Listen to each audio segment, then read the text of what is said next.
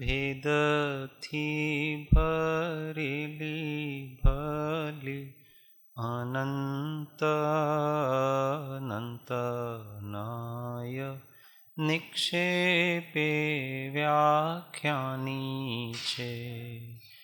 सकल जगत हित कारिणी हारिणी मोह तारिणी भवाब्धि मोक्ष चारिणी प्रमाणी छे।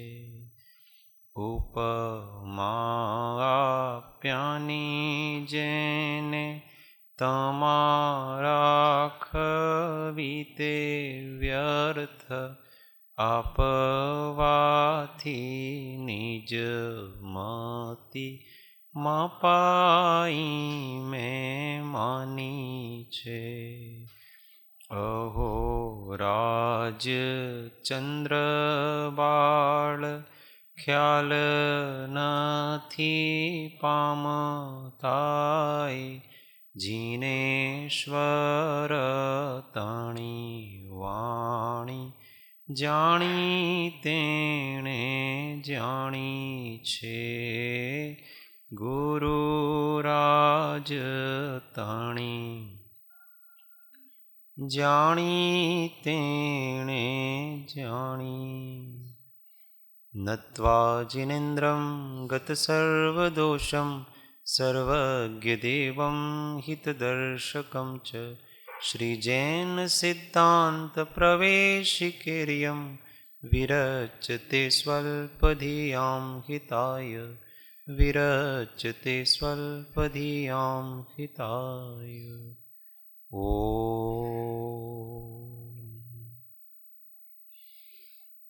जय सद्गुरुवंदन। जय जय। तत्व चर्चा में श्री जैन सिद्धांत प्रवेशिका प्रश्न अध्याय 4 प्रश्न संख्या 545 गुजराती में 542। 11वें उपशांत मोह नामक गुण स्थान का स्वरूप क्या है? उत्तर, चारित्र मोहनी की 21 प्रकृतियों के उपशम होने से यथाख्यात चारित्र को धारण करने वाले मुनि के 11वां उपशांत मोह नाम का गुणस्थान होता है। इस गुणस्थान का काल समाप्त होने पर मोहनीय के उदय से जीव निचले गुणस्थान में आ जाता है। तो यहाँ कहते हैं कि चारित्र मोहनीय की 21 प्रकृतियों के उपशम होने से, चारित्र मोहनीय की 21 प्रकृतियां कौन कौन सी हैं? किरण भाई बताएं। किरण भाई बतावाना छे। चारित्र मोहनीय की 21 प्रकृतियों के नाम ख्याल छे?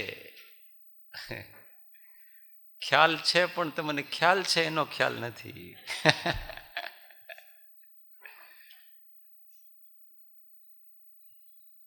तो तमने जेनो ख्याल नथी ई बताओ।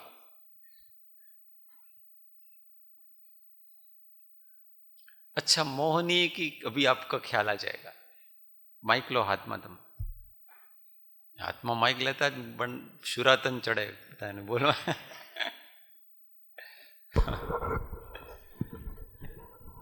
मोहनीय कुल कितली प्रकृतिओ छे?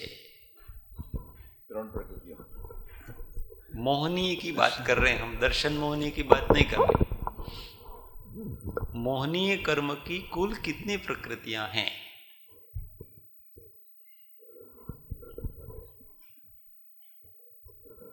किशोर दादा हेल्प करो जरा। मोहनीय ना पुस्तक थी नहीं, दिमाग थी। मोहनीय प्रकृति ની કેટલી પ્રકૃતિઓ છે? મોહનીય ની કેટલી પ્રકૃતિઓ છે કુલ? ના આમાં ઉત્તર નથી. कुल कितली छे? गुप्ता जी आप हेल्प करो, आपको भी पता नहीं। रजनी भाई आपको भी पता नहीं।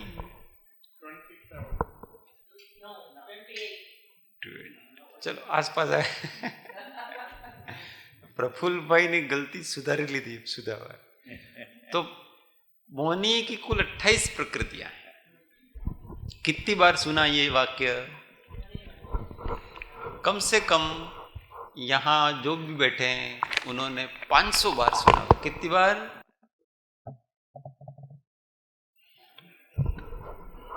तो उसमें से दर्शन मोहनी की कितनी और चारित्र मोहनी की कितनी है? विदु बहन बताएंगे। 28 माथी दर्शन मोहनी प्रकृतिओ कई कई छे, કેટલી છે અને ચારિત્ર મોહની કેટલી છે? बिल्कुल सरल, चाय बनाना जैसा।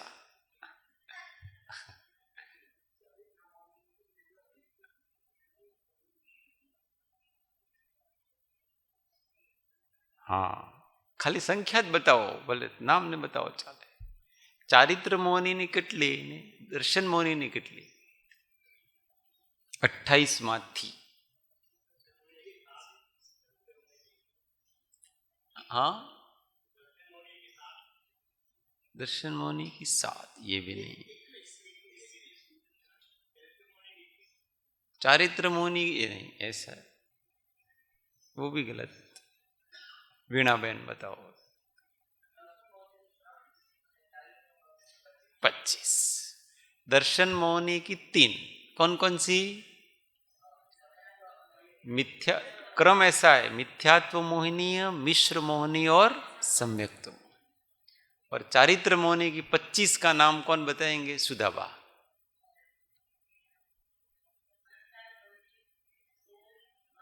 माया, लो।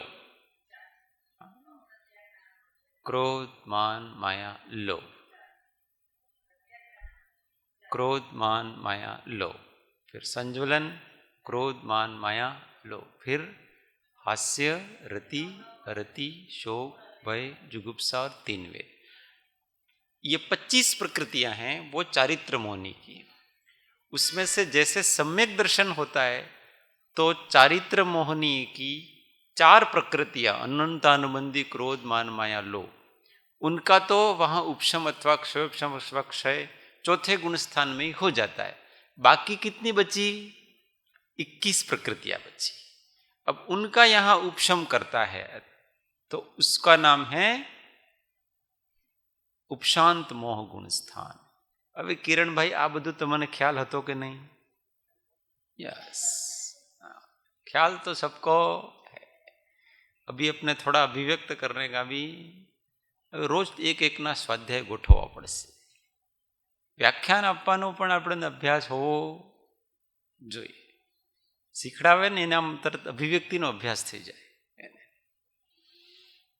चलो, तो चारित्र मोहनी की जो 21 प्रकृतियां हैं उन 21 प्रकृतियों का उपशम करता है तो वहां उपशांत।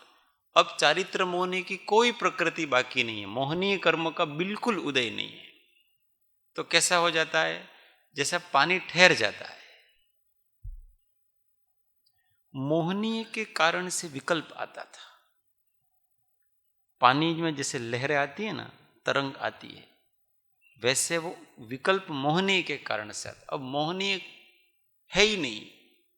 जैसे शरद ऋतु में हवा नहीं चलती है तो तालाब का पानी एकदम स्थिर हो जाता है और जो कचरा है वो सब नीचे बैठ जाता है और एकदम स्वच्छ पानी, शरद ऋतु का तालाब का पानी स्वच्छ होता है। उसी प्रकार से विकल्प रूपी तरंगों से रहित हो जाने से आत्मा पूर्ण रूप से शांत हो जाता है। कोई तरंग नहीं, कोई विकल्प नहीं। इसको यथाख्यात चारित्र ऐसा कहते हैं। जैसे आत्मा का मूल स्वभाव है वैसा ही आत्मा थोड़ी देर के लिए हो जाता है। कितनी देर के लिए हो जाता है? अंतर मुहूर्त के लिए हो जाता है। फिर क्या होता है कि जो अंदर दबी हुई प्रकृतियां थी उसका उदय आ जाता है तो वहां से नीचे गिर जाता, आगे नहीं जाता है। आगे नहीं जाने का कारण ये है कि अंदर सत्ता में अभी रह गई है और गुण स्थान का काल खत्म हो जाता है। तो किसी के आयु क्षय हो जाता है और काल क्षय हो जाता है। इन दो कारणों से वो नीचे गिर जाता है। 11वें गुण स्थान वाला आयु बंध कर करके जाता है, आयु का बंध करके जाता है, उपशम श्रेणी चढ़ता है, तो अगला भव लेना ही है उसको। तो उसके वहां का आयुष्य कर्म पूरा हो जाता है, तो कभी कभी श्रेणी में मृत्यु भी हो जाती है। तो ये 11वें गुण स्थान का स्वरूप है।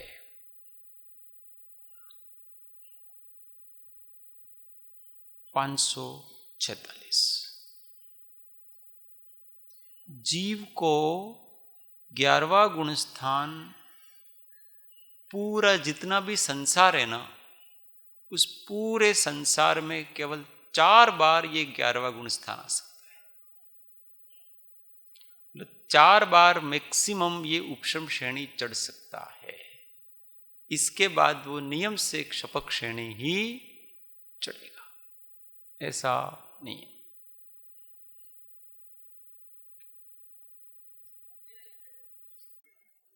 फिर 4 बार अगर गिर के नीचे ऊपर चढ़ के गिरा, अब 5वीं बार निश्चित रूप से वो शपक श्रेणी, अब वो 1 भव में चढ़े, 2 भव में चढ़े, 3 भव में, कितने में। 11वें गुण स्थान में बंध कितनी प्रकृतियों का होता है? तो अब देखो बंध का चार्ट निकालेंगे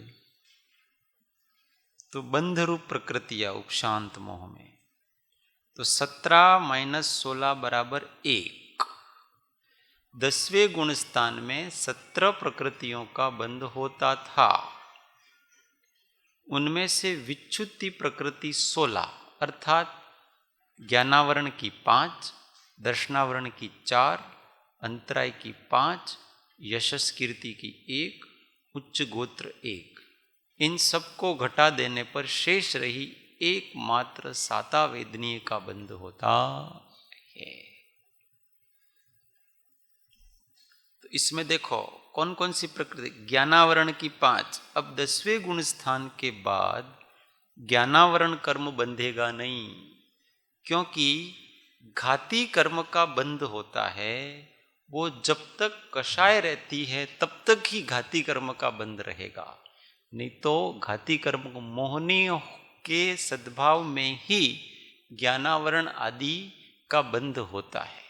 अगर मोहनीय नहीं है तो ज्ञानावरण आदि का बंध होगा नहीं। और मोहनीय की बंध विच्छुत्ति है, वो कहाँ तक हो जाती है? मोहनीय कहाँ चला जाता है? ये अनिवृत्तिकरण में इसकी बंध विच्छुत्ति हो जाती है। क्रोध, मान, माया, लोभ, देखो लिखा है ना, संज्वलन, क्रोध, मान, माया, लोभ, इसकी बंध विच्छुत्ति मतलब बंध नहीं होगा इसके आगे। कौन से? हाँ, 10वें आदि में इसका बंध नहीं होगा। अब क्योंकि मोह चला गया इसलिए अब इनका भी बंध होगा नहीं। अभी क्या है कि जो 10वां गुण स्थान है, उस 10वें गुण स्थान में सूक्ष्म कषाय बाकी है। कौन सी कषाय बाकी है? संज्वलन कषाय बाकी है। उस संज्वलन कषाय में कषाय का बंध तो नहीं होता है, परंतु बाकी घाती कर्म है उसका बंध होता है। तो बाकी घाती कर्म कौन कौन से रहे? तो देखो, मति ज्ञानावरण, शुद्ध ज्ञानावरण, अवधि ज्ञानावरण, मनोपर्य ज्ञानावरण, ये सब घाती कर्म की प्रकृति है, ये ज्ञानावरण की प्रकृतियां हैं। केवल ज्ञानावरण, चक्षु दर्शनावरण, अचक्षु दर्शनावरण, अवधि दर्शनावरण, केवल दर्शनावरण, फिर अंतराय की दानांतराय, भोगांतराय, उपभोगांतराय, लाभांतराय, वीर्यांतराय। तो ये एक मोहनीय के अलावा 3 जो घाती कर्म हैं, वो सूक्ष्म लोभ होता है, उसकी उपस्थिति में उसका बंध थोड़ा बहुत होता है। लोभ का कषाय का तो नहीं होता है सूक्ष्म लोभ में, पर अन्य घातिया कर्मों का बंध होता है। और जब सूक्ष्म लोभ भी चला जाता है, 10वें गुण स्थान के अंत में जब सूक्ष्म लोभ भी चला गया, कषाय बिल्कुल समाप्त हो गई, तो अब घाती कर्म किंचित भी बंधेगा नहीं। इसलिए 11वें गुण स्थान में घाती कर्म की एक भी प्रकृति बंधती नहीं है, क्योंकि 10वें गुण स्थान में उसकी बंध विच्छुत्ति हो गई। तो उपशांत मोह में बंध विच्छुत्ति कितनी प्रकृतियों का बंध होता है? तो फिर एक ही प्रकृति का होता है, वो भी साता वेदनी है, और वो भी अघाती है, घाती नहीं। चलो आगे चलें। उदय तो होता है, इन ज्ञानावरण आदि का उदय तो रहेगा। कब तक रहेगा? घाती कर्म का उदय तो रहेगा। घातीय कर्मों का उदय कौन से गुण स्थान तक रहता है? हाँ, 12वें घाती कर्म 13वें तक रहते हैं। नहीं, घाती कर्म कह रहे हैं। घाती कर्म मतलब ज्ञानावरण, दर्शनावरण, मोहनीय और अंतराय, इनका सद्भाव कौन से गुण स्थान तक रहता है? तो मोहनीय का सद्भाव तो केवल 10वें गुण स्थान तक उदय रहता है, 11वें 12वें में तो रहता नहीं है। परंतु ज्ञानावरण, दर्शनावरण और अंतराय का उदय 12वें गुण स्थान के अंत तक रहता है। तो घाती कर्म है, उनका 12वें गुण स्थान तक रहता है। आगे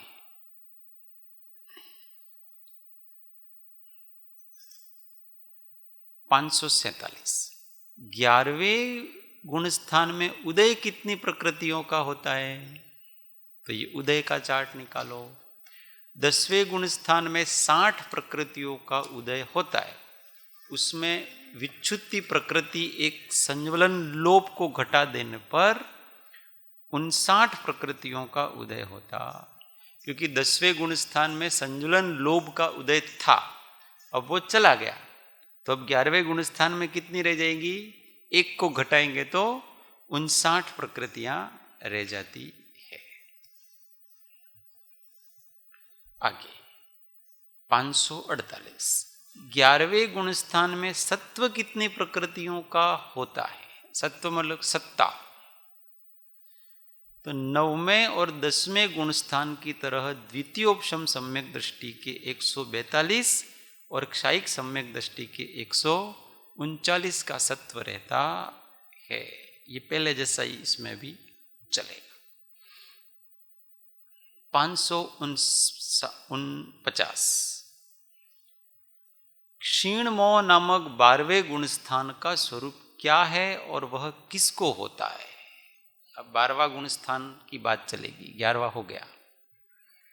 उत्तर, मोहनीय कर्म के अत्यंत क्षय होने से स्फटिक भाजनगत जल की तरह अत्यंत निर्मल अविनाशी यथाख्यात चारित्र के धारक मुनि के क्षीण मोह गुण स्थान होता है।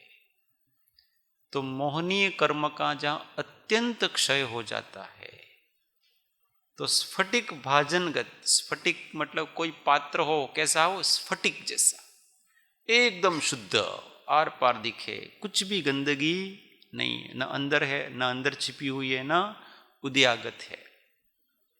अत्यंत अविनाशी, अत्यंत निर्मल और अविनाशी। निर्मल का मतलब तो अशुद्धि रही नहीं, और अविनाशी का मतलब अब ये जो परिणाम है उनका नाश होगा नहीं, अर्थात नीचे नहीं आएगा। इन यथाख्यात चारित्र के धारक मुनि के क्षीण मोह गुण स्थान होता है। देखो 11वां गुण स्थान का नाम भी यथाख्यात चारित्र है, मतलब चारित्र वहां 11वें गुण स्थान में भी यथाख्यात चारित्र है, और 12वें गुण स्थान में भी यथाख्यात चारित्र है, पर गुण स्थानों के नाम अलग हैं। एक उपशांत मोह है और एक क्षीण मोह है। तो मोह का उदय दोनों में नहीं है, तो अनुदय की अपेक्षा से दोनों में निर्मलता एक जैसी है, उदय नहीं है दोनों में। और सत्ता में बैठी हुई है, इस अपेक्षा से भेद है। 11वें गुण स्थान की सत्ता में सभी प्रकार की कषाय बैठी हुई है, और 12वें वाले के सत्ता में भी नहीं है, बिल्कुल। ऐसा समझना कि 2 घरों में चोरी हुई और सब कुछ ले गए, घर में कुछ भी बाकी नहीं रखा। उसमें एक घर वाला ऐसा था कि जिसके बैंक में पैसे पड़े थे, और एक घर वाला ऐसा था कि जिसके बैंक में भी पैसे नहीं थे, घर भी खाली और बैंक भी खाली है। तो एक क्षीण मोह गुण स्थान वाला ऐसा है कि उसके वर्तमान में उदय में भी कुछ नहीं है और सत्ता में भी बैलेंस भी कुछ नहीं है। और उपशांत मोह वाला ऐसा है कि वर्तमान में घर तो खाली है एकदम कषाय से, पर उसका बैंक बैलेंस अंदर पड़ा है, अभी जाएगा तुरंत और वहां से निकाल करके ले आएगा और अपना संसार चलाएगा। तो अपने बाकी नहीं रहने देना। ये जीव जहां जहां भी जन्म लेता है ना, वहां वहां वो बाकी रहने देता है। फिर मिलेंगे। जब विदाई लेता है तो क्या कहता है? फिर मिलेंगे। ये फिर मिलेंगे मतलब आपने बाकी रहने दिया है। इसलिए जिसका भी अपनी जुदाई हो उसको अलविदा कहना। क्या कहना? अथवा योगवाइये मळीशु, योग होगा तो मिलेंगे, मिलने की इच्छा नहीं। कृपालुदेव ऐसे लिखते हैं, योगवाइये मळीशु, योग होगा तो मिलेंगे, हमारी कोई इच्छा नहीं। फिर मिलेंगे ऐसा नहीं। मिलने का होगा तो मिलेंगे, नहीं तो जो छूटा वो छूटा बस। उसका 1 मिनट भी स्मरण नहीं कि ये रहता तो अच्छा होता, क्योंकि जो जाता है वो हमारा नहीं था, और जो हमारा नहीं था उसको वापस अपन स्मरण करेंगे तो उसकी वासना रह जाएगी, आपको उसके लिए जन्म लेना पड़ेगा।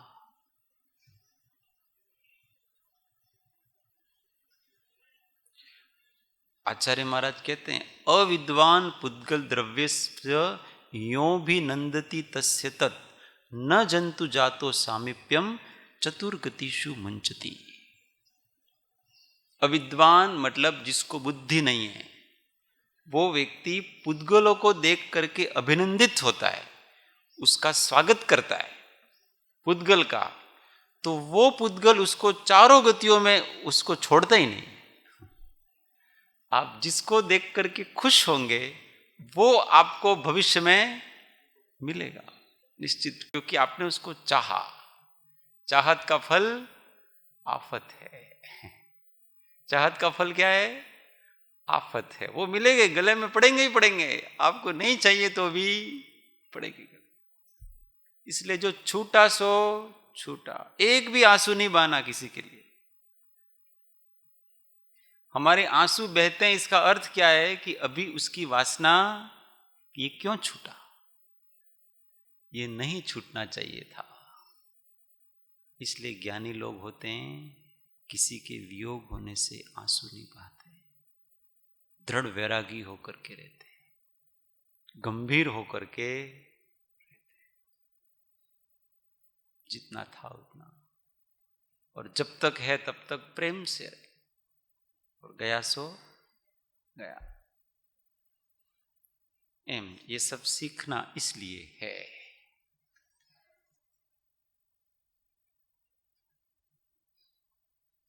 550 12वें गुण स्थान में कितनी प्रकृतियों का बंध होता है?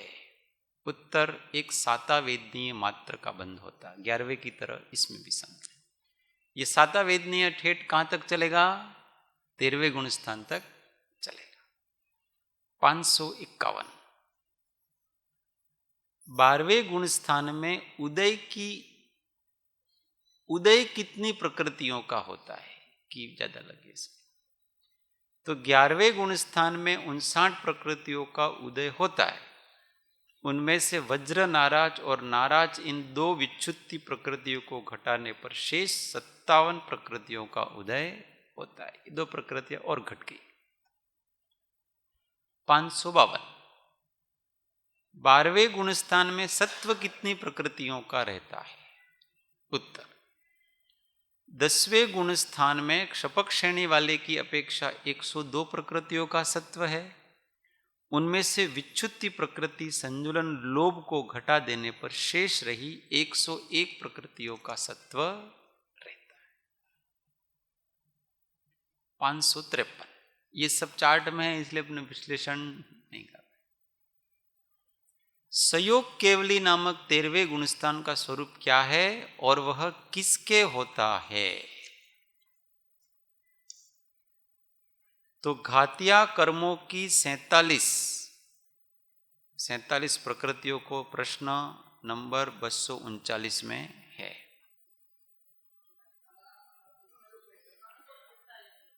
जो भी हो अभी गिन लेंगे अपन, और वो प्रश्न देखना है इसमें। हाँ, और अघातिया कर्मों की 16, नरक गति, तिर्यंच गति 2, और उन्हीं के अनुसार नरक गत्यानुपूर्वी, तिर्यंच गत्यानुपूर्वी ये 2, विकलत्रय 3, आयुस्त्रिक का मतलब 3 प्रकार की आयु, नरकायु, तिर्यंचायु और मनुष्यायु। और उद्योत, आतप, एकेंद्रिय, साधारण, सूक्ष्म, स्थावर, ये मिलकर के 63 प्रकृतियों का क्षय होने से लोकालोक प्रकाशक केवल ज्ञान तथा मनोयोग, वचन और योग और काय योग के धारक अरहंत भट्टारक के सयोग केवली नामक 13वां गुणस्थान होता है। यही केवली भगवान अपनी दिव्य ध्वनि से भव्य जीवों को मोक्ष मार्ग का उपदेश देकर संसार में मोक्ष मार्ग का प्रकाश करते हैं। तो 63 प्रकृतियों का नाश करके अरिहंत बना जाता है। तो उसमें 47 प्रकृतियां तो घाती कर्मों की है। कौन कौन सी 47 है, कौन बताएगा? अशोक भाई को छोड़कर।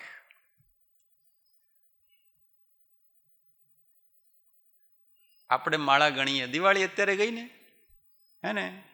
47 પ્રકૃતિને માળા ગણી કે નહીં ગણી? કઈ કઈ? केवल सारी गिनाना नहीं, इतना गिनाना, ज्ञानावरण की इतनी, दर्शनावरण की इतनी, ऐसे इसे गिना दो।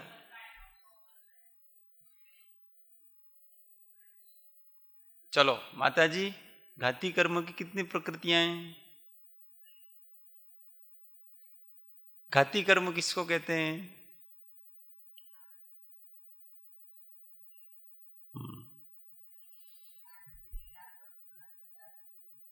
हाँ, तो 4 कर्मों का नाश हो जाता है। कौन कौन से?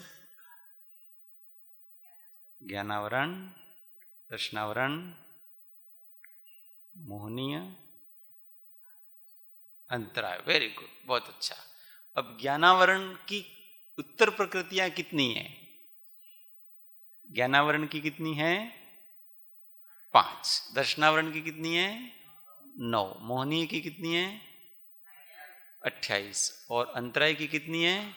5। ये कुल मिलाकर के जोड़ेंगे तो कितना हो जाएगा? 47। तो एक तो इन 47 का नाश करता है, और फिर अघाती कर्मों में गति नाम कर्म 2, नरक गति, तिर्यंच गति, ऐसे अघातिया कर्मों की 16 प्रकृतियां हैं, उनका नाश करता है। तो 47 और 16 कितने हो गए? 63 प्रकृतियों का नाश करके केवली भगवान लोकालोक प्रकाशक ज्ञान को प्रकाशित करते हैं, अरिहंत हो जाते हैं। ये 13वां गुणस्थान कहलाता है। भट्टारक, देखो अरिहंत भट्टारक ऐसा कहो। भट्ट का मतलब जिसको वाद में कोई भी जीत नहीं सकता है, ऐसी दिव्य ध्वनि के स्वामी होते हैं। उस दिव्य ध्वनि में जो उपदेश होता है, उस उपदेश के आगे कोई ठहर नहीं सकता है। भट्ट का मतलब सुभट्ट, जिसको कोई जीत नहीं सकता है। तो भगवान परम भट्टारक है, उनको कोई जीत नहीं सकता है, उनसे कोई वाद विवाद कर सकता नहीं, केवल ज्ञान से निकला हुआ ज्ञान है उसका। वो तो होते हैं यहाँ भट्टारक, शुल्लक महाराज वगैरह और भी होते हैं, अपने भट्टारक परंपरा चली थी, तो वो एक अलग परंपरा है, उसको भी भट्टारक कहते हैं, क्योंकि वो धर्म की प्रभावना करने में सुभट हैं, इसलिए भी उनको भट्टारक कहते हैं।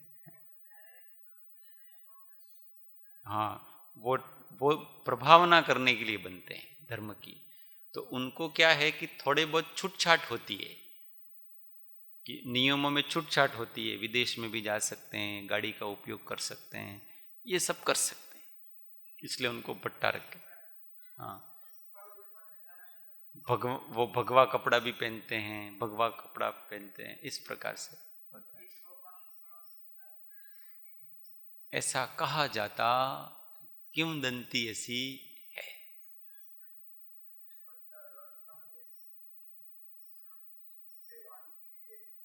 हाँ, जिसको वाद में कोई नहीं जीत सकता है उसको भट्ट कहते हैं। तो भट्ट का शाब्दिक अर्थ निकालो तो जो जीता नहीं जा सके, ऐसा अजय, उसको भट्ट कहते हैं।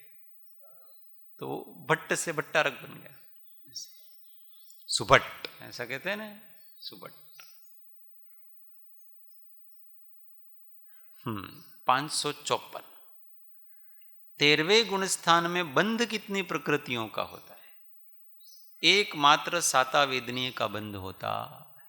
ये 7वें गुण स्थान से केवल सातावेदनीय का ही बंध होता, और किसी प्रकृतियों का बंध होता। 13वें गुण स्थान में उदय कितनी प्रकृतियों का होता है? उत्तर। 12वें गुण स्थान में जो 57 प्रकृतियों का उदय होता है, उनमें से विच्छुत्ति प्रकृति 16, ज्ञानावरण की 5, अंतराय की 5, दर्शनावरण की 4, निद्रा और प्रचला को घटा देने पर शेष रही 41 प्रकृतियों में तीर्थंकर की अपेक्षा से एक तीर्थंकर प्रकृति को मिलाकर 42 प्रकृतियों का उदय होता। अरिहंत और तीर्थंकर में क्या अंतर है? हाँ, तो एक नाम कर्म अधिक है उसके, तीर्थंकर के एक नाम कर्म अधिक है उसके, अरिहंत के तीर्थंकर नाम कर्म होता नहीं है, और तीर्थंकर केवली होते, उनके तीर्थंकर नाम कर्म होता। तो उस कारण से तीर्थंकरों के विशेष पुण्य होता है, समोसरण की रचना होती है, 100 इंद्र आते हैं न, इस प्रकार से विशेष फैसिलिटीज इसको कहते हैं।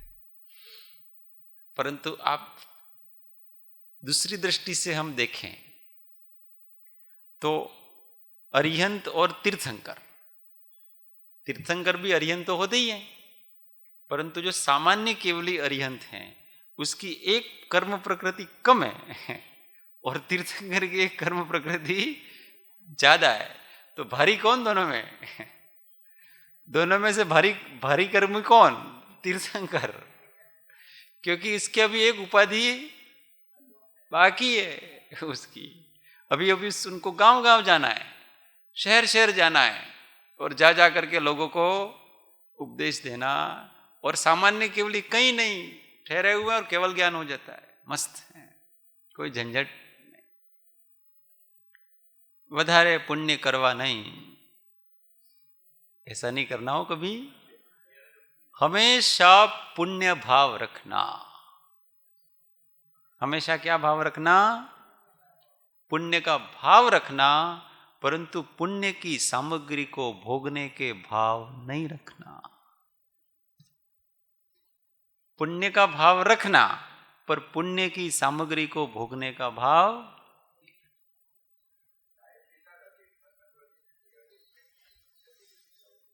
हाँ, तीर्थंकर बनने के होल्ड करेंगे ना अपन, तो बहुत लंबी लाइन है, वेटिंग लिस्ट बड़ी लंबी है। अब उसमें से अपने तो पत्ता ही नहीं लगेगा भाई, इसलिए अपने तो सामान्य मुख केवली होकर के केवल मेरे को जाना है ऐसा रखना, बोलना ही नहीं किसी से और चले जाने। ये उपदेश देना आदि ये नीचे के गुण स्थानों में इच्छा होती है, ऊपर के गुण स्थानों में।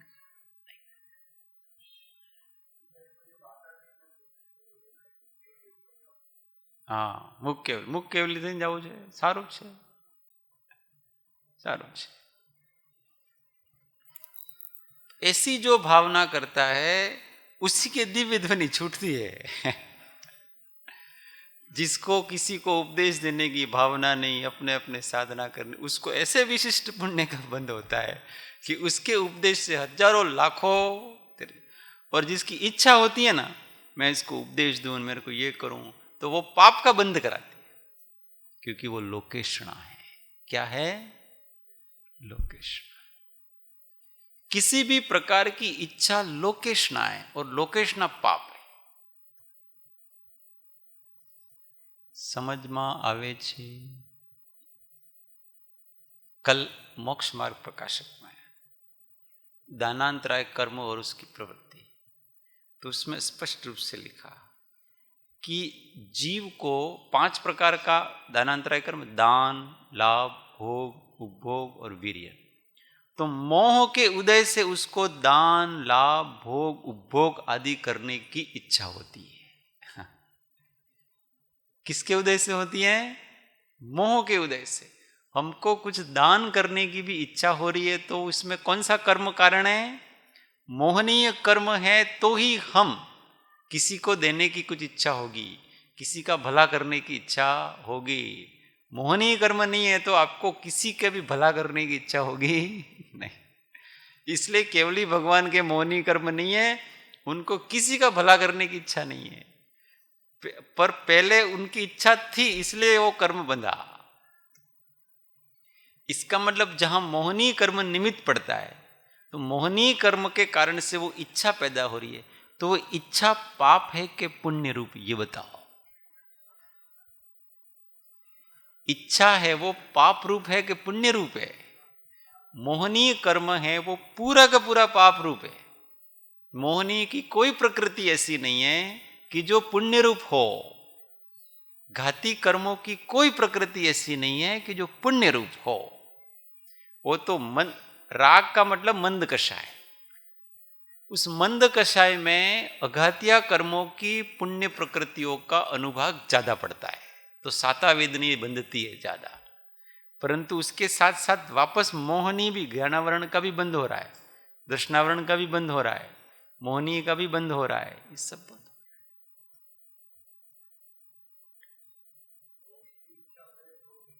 मोक्ष की इच्छा करे तो भी मोहनी है, वहां भी मोहनी है उसका। वो इच्छा उपशांत होती है तब मोक्ष होता है। पुण्य बंद होगा। वो इच्छा उसको, इसलिए कुछ इच्छा मत करो, स्वभाव में रहो। क्या? इच्छा कुछ नहीं करना, इच्छा में आकुलता पैदा होगी, स्वभाव में आकुलता नहीं है कि भाई मेरे को न मोक्ष जाना है न संसार में रहना है, मुझे अपने स्वभाव में रहना है। ज्ञानी की दृष्टि ऐसी होती है, इसलिए उसको कहीं गति में जाने का इंटरेस्ट नहीं है, देव गति में, नरक गति में कोई रुचि नहीं है उसको, मोक्ष में जाने की भी कोई रुचि, उसको केवल अपने स्वभाव में दृढ़ता से रहना है। कितनी सुंदर बात है ये। कुछ नहीं, केवल स्वभाव में रहना है। अब झंझट ही खत्म ना। और वो लोग देखो इतने मोक्ष चले गए, मैं तो रह गया, पर हमको जाना कहाँ है ये तो बताओ पहले। कहीं जाना ही, मोक्ष जाना अपन ऐसा कहते हैं तो कहीं गति करना कहते हैं, पर जाना कहाँ है? कहीं नहीं जाना है, शांत हो जाओ। सिद्ध भी क्या हो गए हैं? शांत हो गए, और उस शांति से कर्म क्षय हो जाते हैं। ऊर्ध्वगमन स्वभाव है, इसलिए आत्मा ऊपर उठता है, और धर्मास्तिका आगे नहीं है, इसलिए वहां जाकर के रुक जाता है, शांति टूटती नहीं है उसकी। बस इतना सा मोक्ष मार्ग। फिर भी नीचे की भूमिका में अपने को दुर्भावनाएं आती हैं, इसलिए अच्छी भावनाएं करना। दुर्भावना आती है तो अच्छी भावना करना। जैसे हमको व्रतों की भावना करना, सम्यक्त्व की भावना करना, अंगों की भावना करना, सबकी भावना करना, कृपालुदेव ने की कि नहीं?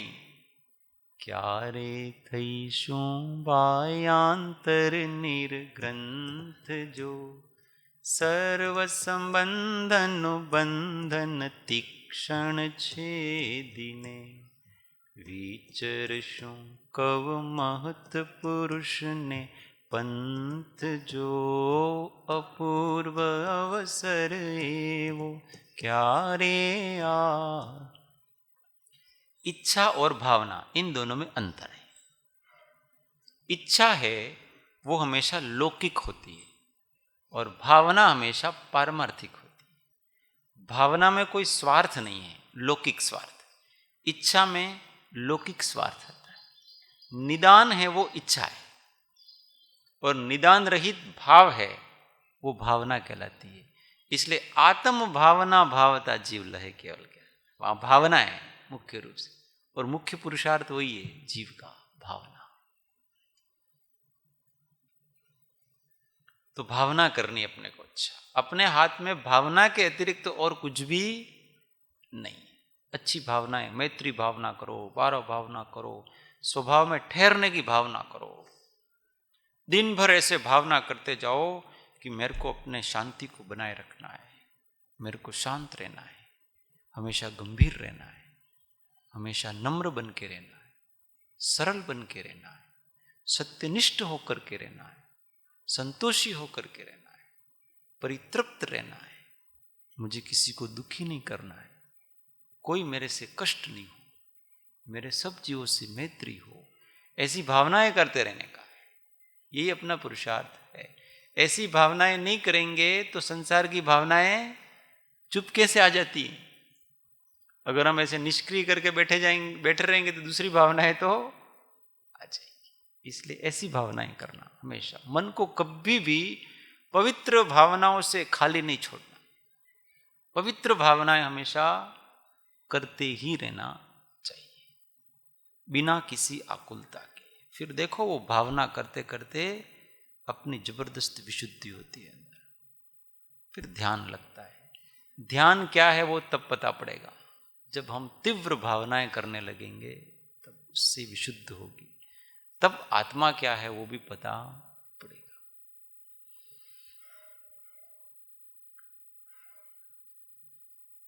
आगे 556, 13वें गुणस्थान में सत्व कितनी प्रकृतियों का है? तो 12वें गुणस्थान में 101 प्रकृतियों का सत्व है। उनमें से विच्छुद्धि प्रकृति 16, ज्ञानावरण की 5, अंतराय की 5, दर्शनावरण की 4, निद्रा और प्रचला को घटा देने पर 85 प्रकृतियों का सत्व रहता है। देखो 13वें गुण स्थान में भी 85 प्रकृतियां हैं 148 में से। कितनी? बहुभा, आधे से भी अधिक प्रकृतियां 13वें गुण स्थान में भी बाकी है, पर मोह नहीं है इसलिए वो कुछ नहीं कर सकती। और 14वें गुण स्थान में भी हैं 85 प्रकृतियां, वो बताएंगे आगे। 557, अयोग केवली नामक 14वें गुण स्थान का स्वरूप क्या है और वह किसके होता है? तो उत्तर, मन वचन काय के योगों से रहित केवल ज्ञान सहित अरहंत भट्टारक के 14वां गुण स्थान होता है। ये भी अरिहंत भट्टारक 14वां गुण स्थान केवली को ही होगा, और किसी को 12वें से सीधा 14वां नहीं हो सकता है, 10वें से सीधा 14वां नहीं हो सकता है, चौथे से सीधा 14वां नहीं हो सकता है, 13वां होगा, उसी को ही 14वां होगा।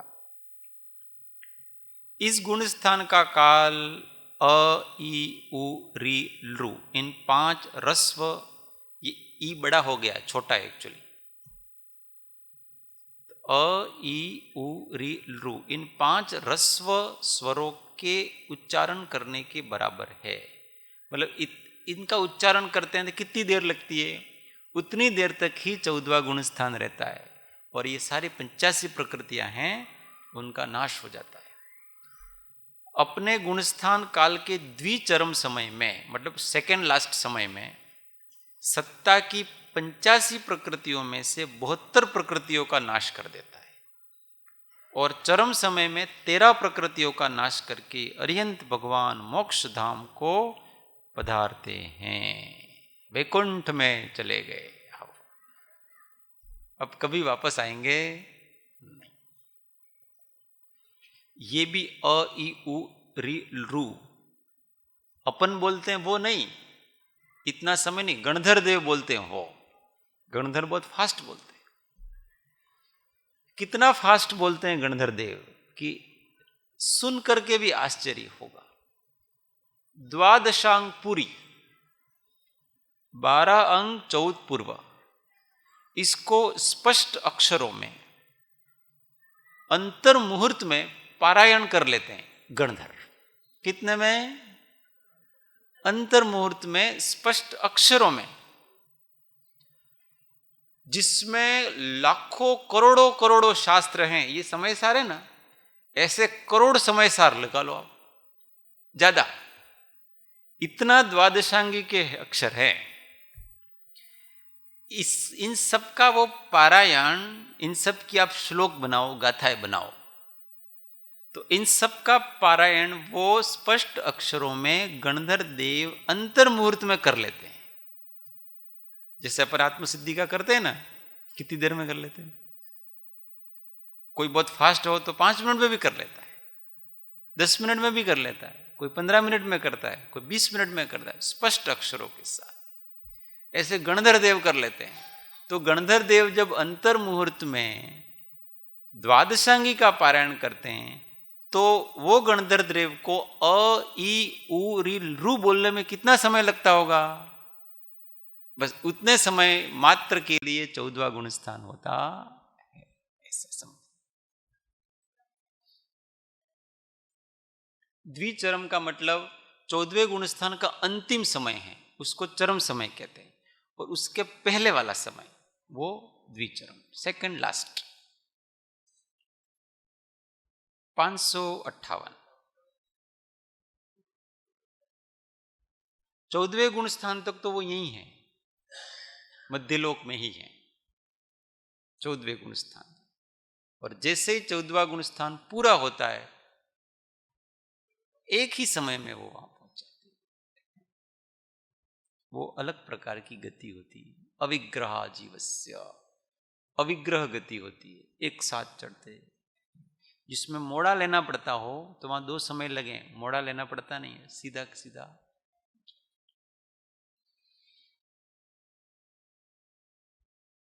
(558) 14वें गुण स्थान में बंध कितनी प्रकृतियों का होता है? तो 13वें गुण स्थान में एक साता वेदनीय का बंध होता था, उसकी उसी गुण स्थान में विच्युति होने से यहां किसी का भी बंध नहीं होता है। 14वें गुण स्थान में बंध किसी भी प्रकृति का नहीं होगा। क्यों? क्योंकि बंध, कर्म बंध 2 कारण से होता है।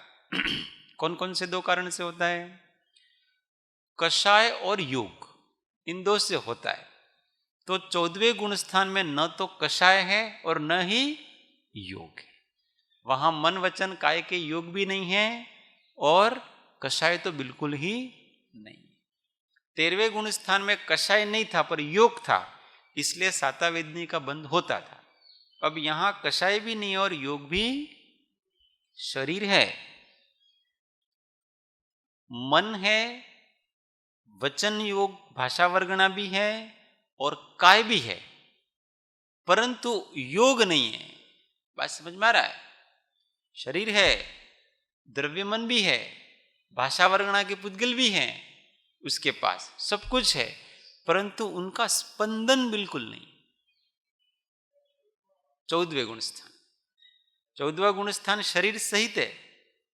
जब तक वो 14वें गुण स्थान में, तब तक शरीर रहेगा कि नहीं रहेगा? अगर शरीर नहीं रहा तो 14वां गुण स्थान रहा ही नहीं, वो तो सिद्ध हो गया। तो 14वें गुण स्थान में वो योग निरोध की क्रिया होती है, तो वहां अयोग केवली गुण स्थान में वहां शरीर सहित ही है। इसलिए 14वें गुण स्थान में मनुष्य आयु भी बाकी है, मनुष्य गति भी बाकी है। ऐसी 85 प्रकृतियां का उदय चल रहा है यहां। कौन से गुण स्थान में? 14वें गुण स्थान में 85 प्रकृतियों का उदय चल रहा है। वहां कार्मण शरीर का भी उदय चल रहा है, औदारिक शरीर का भी उदय चल रहा है, इन सब का यहां पर उदय चल रहा है, परंतु वहां योग नहीं है, इसका स्पंदन नहीं है, हिलना डुलना नहीं है वहां, वो एकदम शैलेशी अवस्था है, अकंप अवस्था, वो भी बताएंगे आप। 14वें गुणस्थान में उदय कितनी प्रकृतियों का होता है?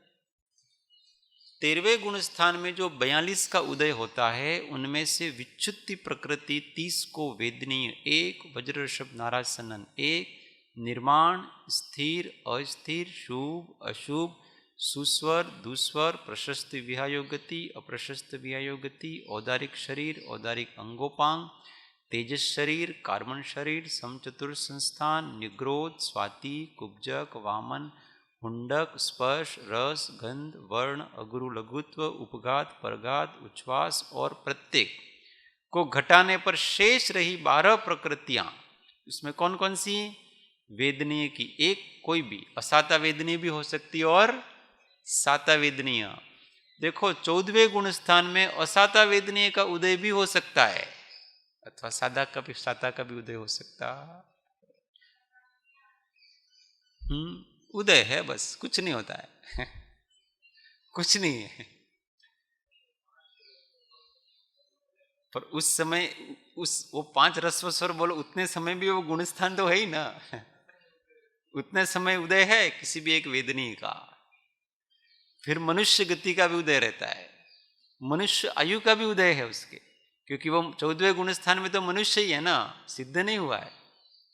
पंचेंद्रिय जाति भी है, 5 इंद्रियां हैं वहां पर, सुभक शरीर भी है, उसके शरीर को देखोगे तो अच्छा लगेगा, त्रस नाम कर्म भी है उसके, बादर शरीर भी है उसके, पर्याप्तक अवस्था भी उसकी है, आदेय नाम कर्म भी उसके है, यश कीर्ति भी उस समय तक बाकी है उसकी, तीर्थंकर प्रकृति भी वहां तक बाकी है, और उच्च गोत्र भी वहां पर बाकी। इतना 14वें गुण स्थान में इतनी प्रकृतियों का उदय रहता है।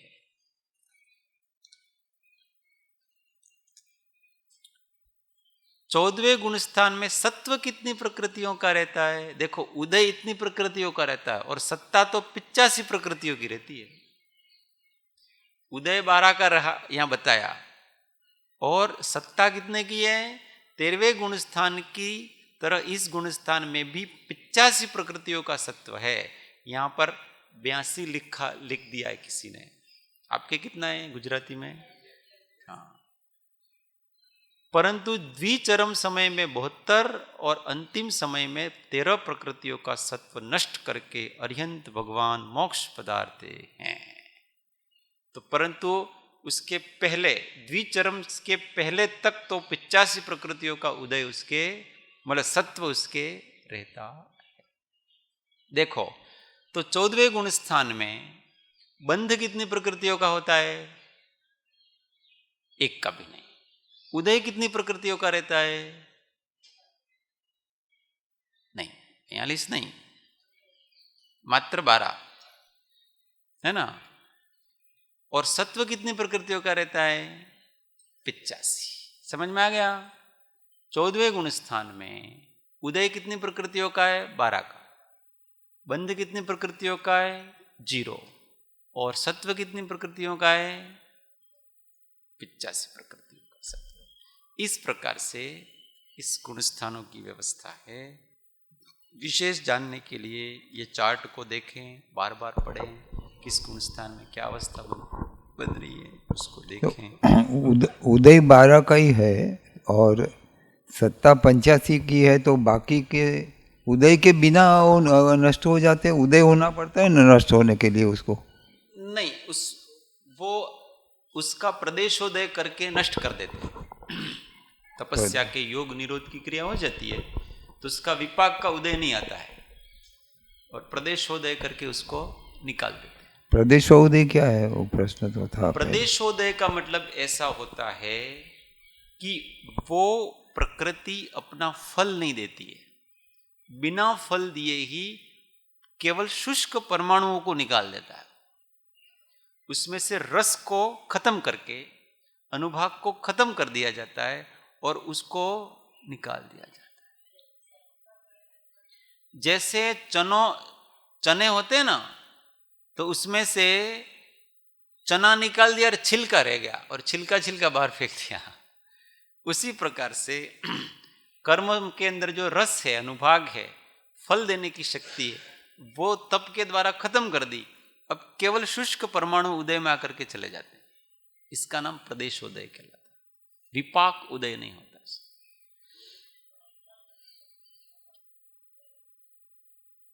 नहीं, कैसे भी करे। समुद्घात तो 13वें गुण स्थान में होता है, 14वें गुण स्थान में समुद्घात होता नहीं।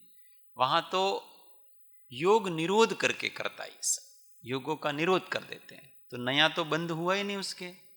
और वहां पर चौथा प्रकार का शुक्ल ध्यान है, व्यू परत क्रिया निवृत्ति। समस्त प्रकार की क्रियाओं से व्यावृत्ति हो जाती है। तो वहां अपने आप स्वरूप में लीनता होने से वो सत्तागत प्रकृतियां हैं वो भी नष्ट हो जाती हैं।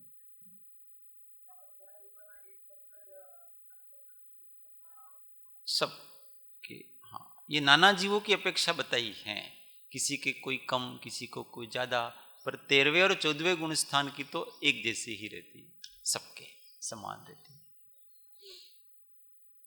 10वें के बाद सब समानता है आ जाती। चलो, और कोई प्रश्न? अपना ये अध्ययन का काल पूरा हुआ, अब परीक्षा का काल चालू होता है। हमारा काम पूरा किया, आपका काम बाकी। बिना फल दिए अंदर पड़े रहना, उसका नाम सत्ता कहलाता है। बैंक बैलेंस है, बिना यूज किए वो पैसे पड़े हुए, बस।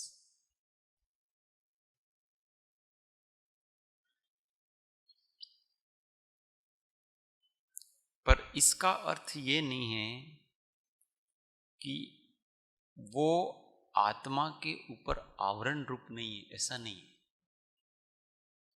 हमने बैंक में पैसे डाल रखे,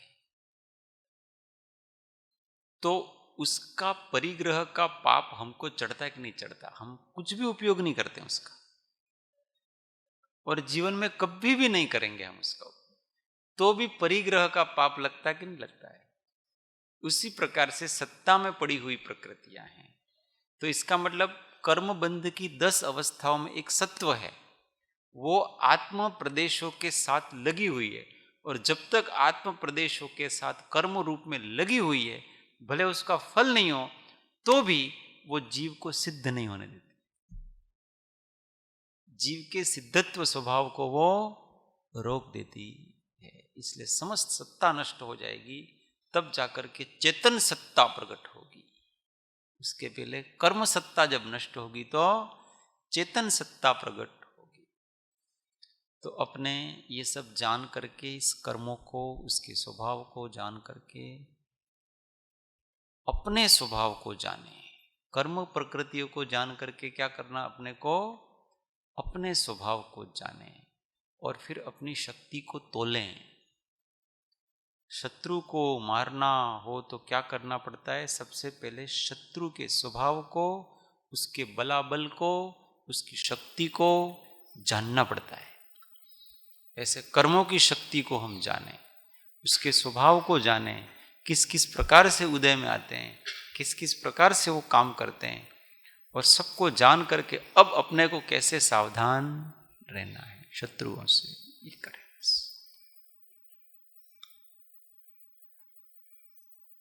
ओ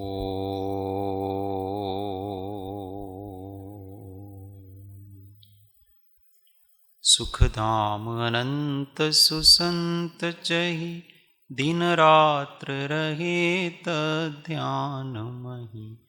पर शांति अनंत सुधामय जे, प्रणमो पद तेवर ते जय। ओ प्रणमो पद तेवर ते। सद्गुरु परम कृपाळु त्रिलोकनाथ की जय, सब संतन की जय। आनंद घन ओ